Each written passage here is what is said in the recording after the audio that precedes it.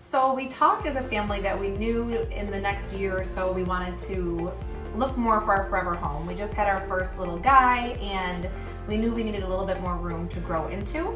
However, John was really the driving force behind looking. When we did, he got excited as he started to look at the market and see what was out there, and that's what brought us to deciding to buy and then sell. We were looking within Cait, Webster, and Penfield as our three main areas of interest. I am a Webster grad, born and raised in Webster, and John was born and raised in Cait. So we saw this house in Webster and fell in love with it, and that is what brought us here. It was a pretty quick process once we did our walkthrough. We had a strategy that we talked about amongst family, Kate and I, and my father-in-law, and then also Greg, in trying to understand what would be the best way to get the most value out of our home. People were sort of throwing all kinds of numbers up on their houses, houses that still had wood paneling and kitchens from the 70s, let alone the 90s.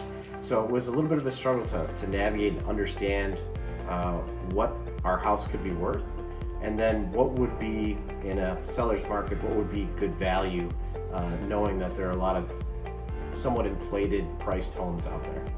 I would recommend Greg because he has an understanding of the market, and in addition to that, I mean, there wasn't a time where he wasn't available for questions that we had, or we were very fortunate. We only asked Greg to see 3 homes.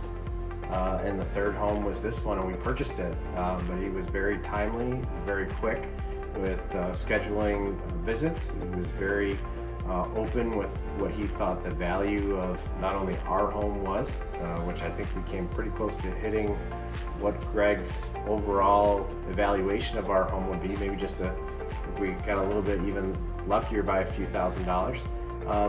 And he gave us the right advice with a winning bid on this home that we have today. So I mean, how can you go wrong?